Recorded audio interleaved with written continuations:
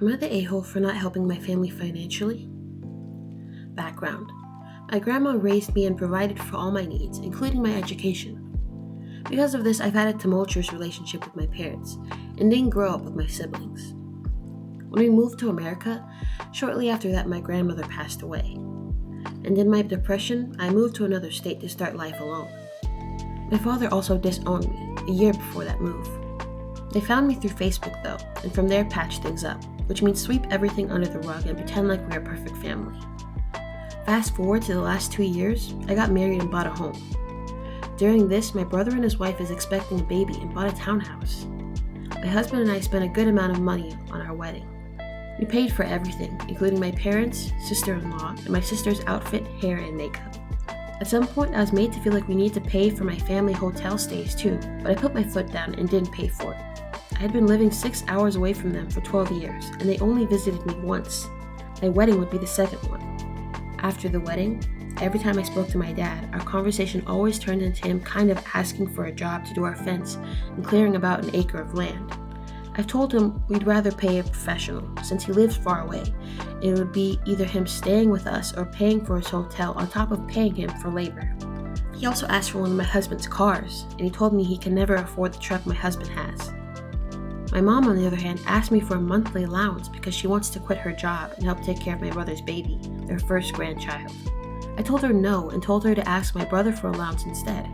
She said my brother can barely afford his mortgage and she's not asking for payment to babysit her first grandchild. Ever since then, my mom and I barely spoke. I feel like my siblings are giving me the cold shoulder. I am the oldest of 5 siblings, and my conversation with my dad has been weird since I stopped sharing any type of plans my husband and I have. So, am I the a-hole? My parents never supported me financially.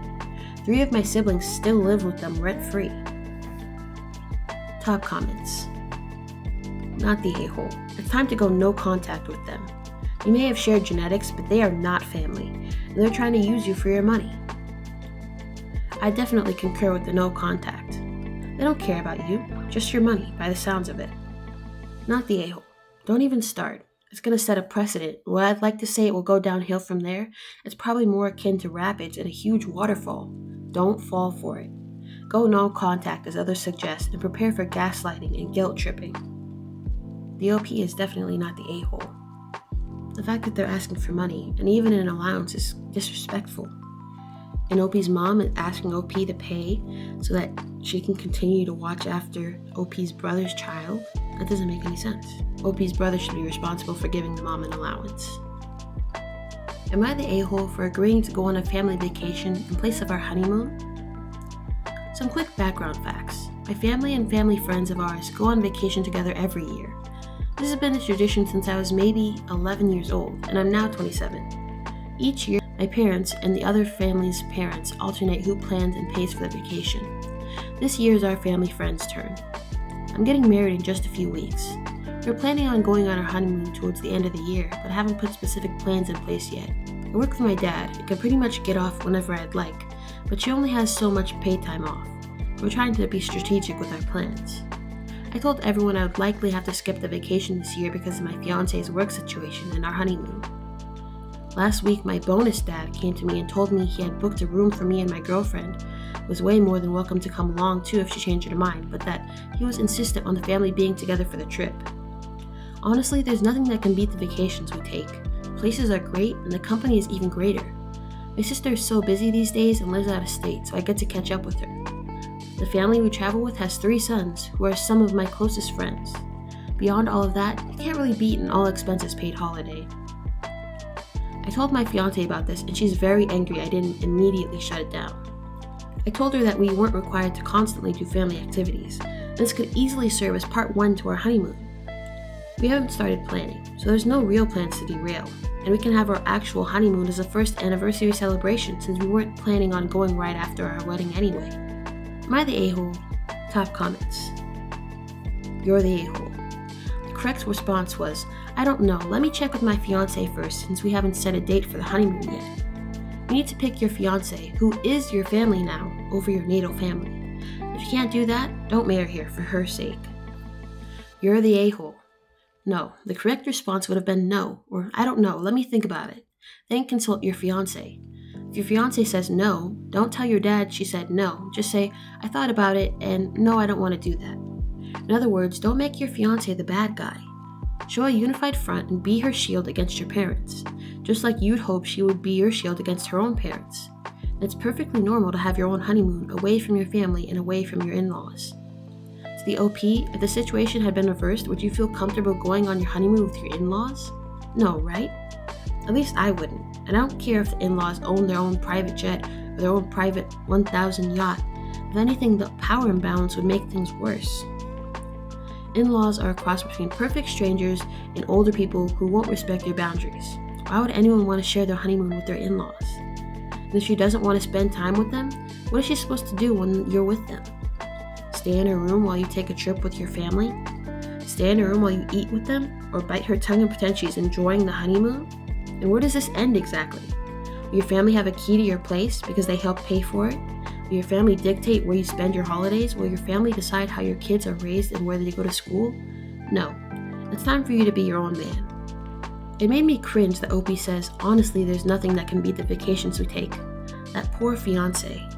I definitely agree that Opie should have asked his fiance about what she thought before consulting his family. In my personal opinion, the honeymoon is more important than a yearly family vacation. Am I the a-hole for pushing myself into the family business after I was forced to move by my father? My mother moved me during the divorce against my father's wishes. I was 8 at the time. She moved 3 hours away because she needed a support network. Clearly she was wrong, but I was a kid and adopted. My father started legal proceedings against my mother, and the whole thing took 6 years. I would visit my father for half of summer vacation and many holidays, but I really loved my life with my mom. When I was 14, my father basically threatened to have my mother arrested if she didn't let him have custody of me. So against my own wishes, I was forced to move back to my dad's home full time. I hated it here, and I essentially lived a separate life from my dad and his family. When I was 16, my granddad died and had left his company to his 2 sons, my dad and uncle, and me. We all got a third ownership. My dad and uncle had more kids, but my grandfather never updated the will. My family says it's because he got too old to remember. So here's where I think I'm the a-hole. Since I was 16, I didn't know any better and my dad and uncle just ran the company themselves.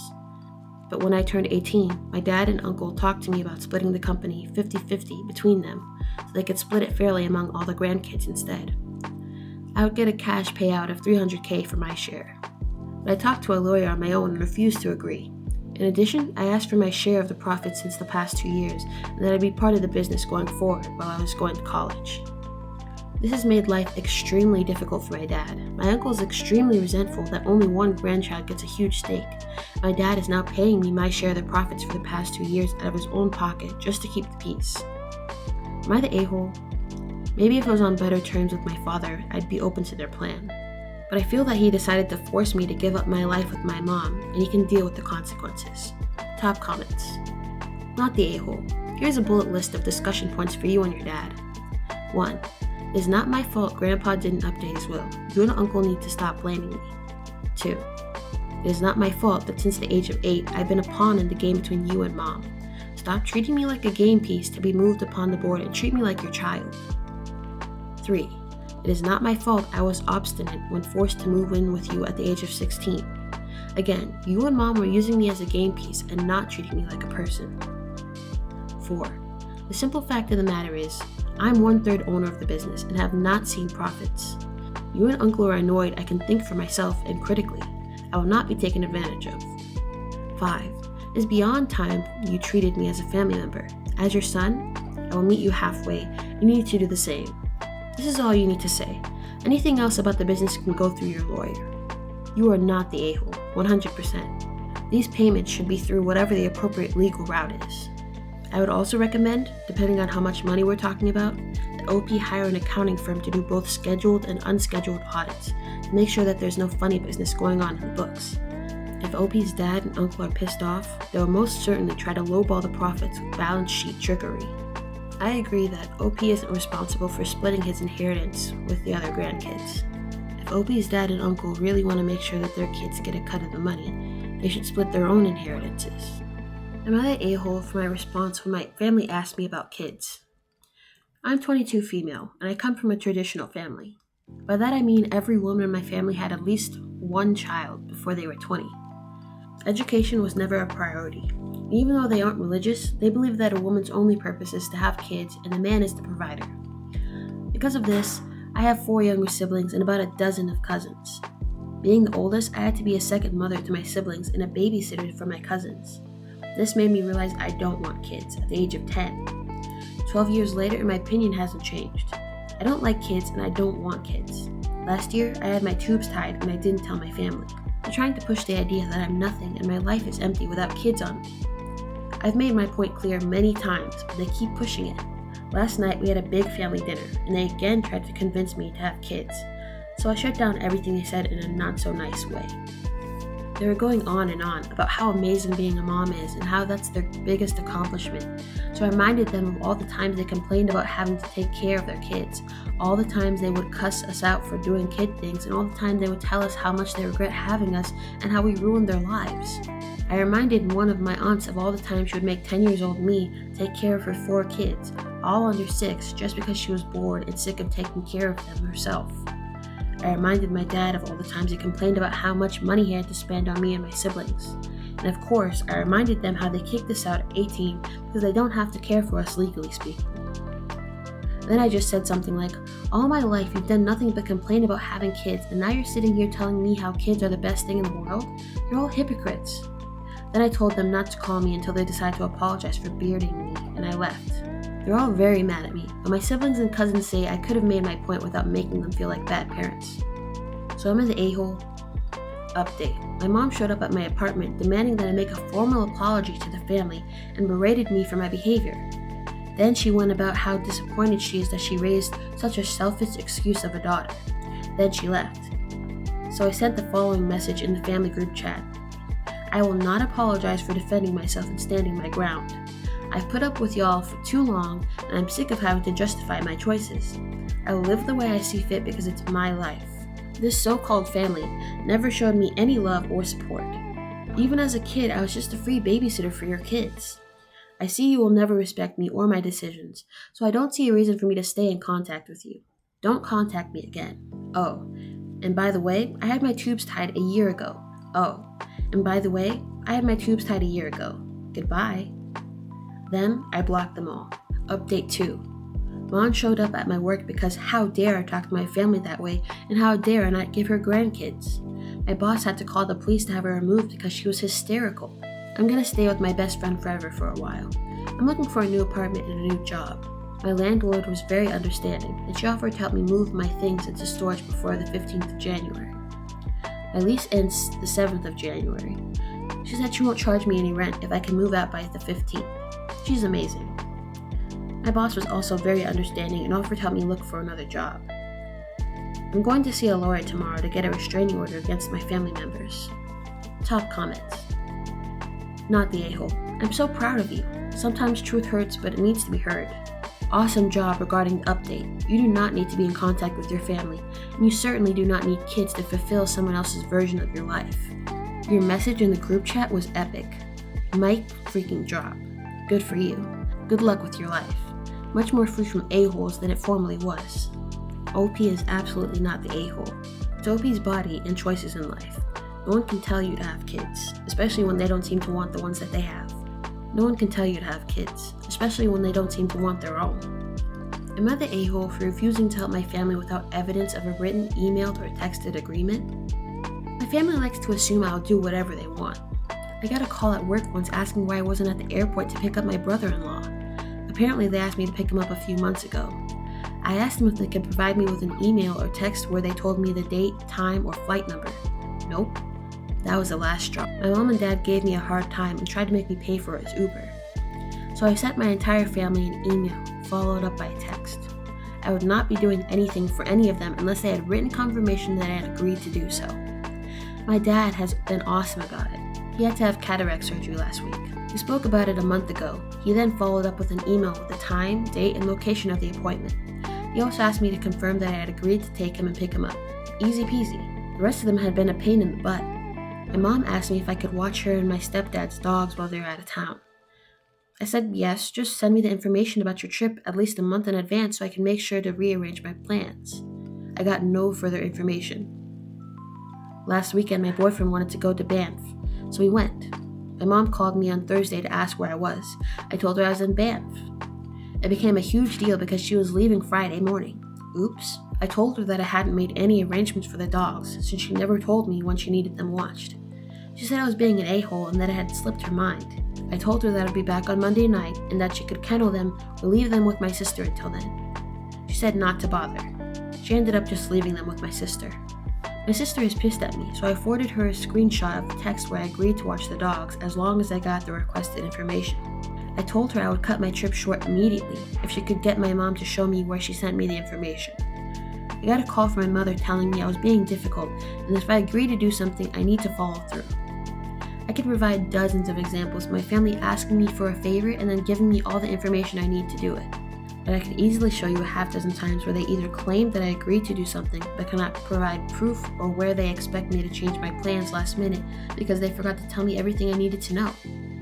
I'm not going to change.